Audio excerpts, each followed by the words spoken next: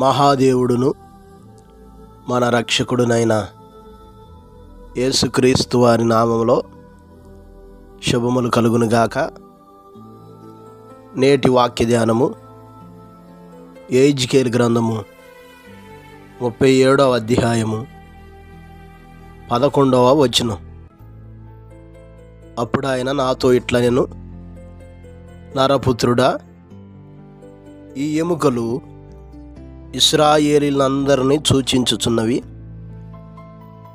వారు మన ఎముకలు ఎండిపోయెను, మన ఆశ విఫలమాయెను, మనము నాశనమైపోతిమని అనుకొనుచున్నారు. ప్రియులారా, ఈ లేఖన భాగంలో దేవుడైన యెహోవా తన సేవకుడైనటువంటి యెహెజ్కేలును ఎముకలతో నిండి ఉన్న ఒక లోయలోనికి దింపెను. దేవుడు వాటి మధ్య ఆయన్ను అటు ఇటు నడిపించుచుండగా ఎముకలు అనేకములు యెహెజ్కేలు చూచాడు, కానీ అవి ఎండిపోయి ఉన్నవి. అప్పుడు దేవుడు యెహెజ్కేలుని ఇలాగ అడుగుతున్నాడు, నరపుత్రుడా, ఎండిపోయిన ఈ ఎముకలు బ్రతకగలవా అని అడిగినప్పుడు, దేవా, అది నీకే తెలియనని యెహెజ్కేలు దేవునికి సెలవిచ్చెను. దేవుని యొక్క ఆజ్ఞ మేరకు యెహెజ్కేలు ప్రవచించడం మొదలుపెట్టగా ఆ ఎండిన ఎముకలన్నీ ఒకదానికొకటి కలిసి వాటికి నరములు వచ్చి వాటి మీద మాంసం పొదిగి చర్మం వాటి మీద కప్పి అవన్నీ చక్కగా నిలిచి ఉండటం చూస్తున్నాం. అయితే మరలా దేవుడు యెహెజ్కేలుకి సెలవిస్తున్నాడు, వీటిలో ప్రాణం లేదు, మరలా వీటిలో జీవం వచ్చినట్లు నువ్వు ప్రవచింపమని దేవుడు చెప్పినప్పుడు అతడు ప్రవచిస్తుంటుండగా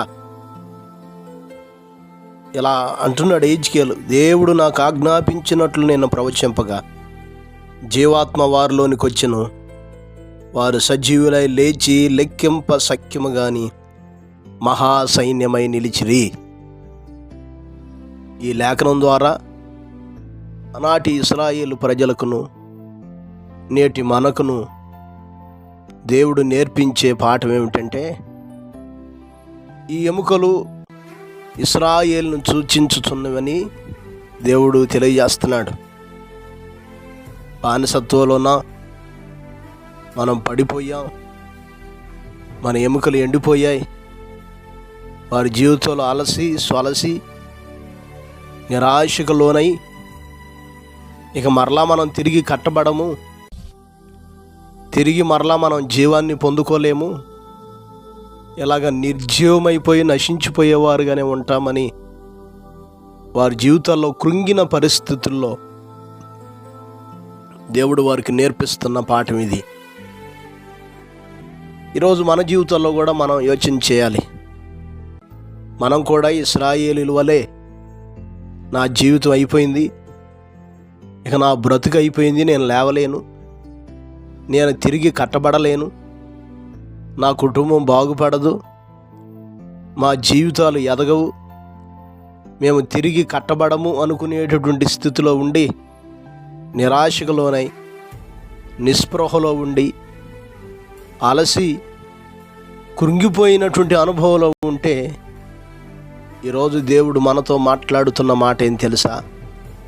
ఎండిపోయిన ఎముకలను బ్రతికించినటువంటి నేను నీ సమస్యను నేను తొలగిస్తాను, నీకున్న వ్యాధిని తొలగిస్తాను, నీ కుటుంబ పరిస్థితులు నేను చక్కదిద్దుతాను, నీ మీద ఏలుబడి ఉన్న ప్రతి ప్రభావాలను నేను లయపరుస్తాను, నీకున్న బంధకాలను తెంపి నీకు విడుదలనిస్తాను. కనుక ప్రియులారా, ఈ మాటను మనం గ్రహించవలసినటువంటి వారమై ఉన్నాం. యెహెజ్కేలు గ్రంథం 17వ అధ్యాయం 24వ వచనం కూడా చదివితే అక్కడ దేవుడు సెలవిచ్చుచున్న మాట ఏం తెలుసా? ఎండిపోయిన చెట్టును వికసింప చేసేవాడును నేను అని అంటున్నాడు. యెషయా గ్రంథం 44వ అధ్యాయం 3వ వచనం చదవగలిగితే, నేను దప్పిక గలవాని మీద నీళ్లను, ఎండిన భూమి మీద ప్రవాహ జలములను కుమ్మరించదని అంటున్నాడు. ఎండిన చెట్టును చిగురింపచేసి వికసింపజేసే దేవుడు, ఎండిన భూమి మీద ప్రవాహ జలములను కుమ్మరించేటటువంటి దేవుడు. ఈరోజు నీకున్న సమస్య ఆయనకు ఒక లెక్క, నిన్ను తిరిగి నిలబెట్టడం ఆయనకు ఒక లెక్క, నీ కుటుంబాన్ని కట్టడం ఆయనకు ఒక లెక్క. కనుక ఈ మాటలు యోచిస్తూ దేవుని వైపు తిరుగుదాం. ఎందుకు కృంగి నీరసిల్లిపోతావు? ఎందుకు వేదన పడుతూ కుమిలిపోతావు? ఎండిన ఎముకల్ని బ్రతికించి జీవాన్నిచ్చిన దేవుని వైపు చూడు. నీకు ఎలుగు కలుగుతుంది. నీకున్న సమస్యలు ప్రభావాలన్నిటి మీద నీకు విజయం కలుగుతుంది. కనుక నీకున్న సమస్యల వైపు చూచి నువ్వు పడిపోక నిలబెట్టగలిగిన దేవుని వైపు చూడు. గొప్ప కార్యాలు నీ జీవితంలో అనుభవించగలుగుతావు. అట్టి కృపను దేవుడు మనకు దయచేయును గాక. పరిశుద్ధుడా, గొప్ప దేవుడా, సర్వాధికారి, జయము కలిగిన మా ప్రభువా, అపారమైన మీ ప్రేమను బట్టి మీకు వందనాలు, స్తోత్రాలయ్యా. ఈ ఉదయకాల సమయంలో అయా ఈ మాటలు వీక్షిస్తున్న ప్రియ బిడ్డలందరి కొరకు ప్రార్థిస్తున్నాను ఆయన. ఎవరైతే జీవితాల్లో అలసి కృంగిపోయి నిరాశలో ఉన్నారో వారి జీవితాలను చిగురింపచేసి నిలబెట్టగలిగిన సమర్థుడైన మా దేవా, మీ కార్యాలు మీ బిడ్డల పట్ల చేయమని ప్రార్థిస్తున్నాను తండ్రి. స్తోత్రాలు. ఎవరు ఏటి కొరకు కనిపెట్టుకుంటున్నారో, ఎవరు ఏటి కొరకు ఎదురు చూస్తున్నారో మీ బిడ్డలు ఆశించే ప్రతిదీ దయచేయమని ప్రార్థిస్తున్నా. ఈ రోజంతా మీ సన్నిధిని తోడుగా ఉంచి మీ కృపగల హస్తాల కింద భద్రపరుస్తూ రమ్మని యేసు నామమున అడిగి వేడుకొనుచున్నాము తండ్రి. ఆమేన్. ప్రభు కృప మీకు తోడయ్యుండునుగాక.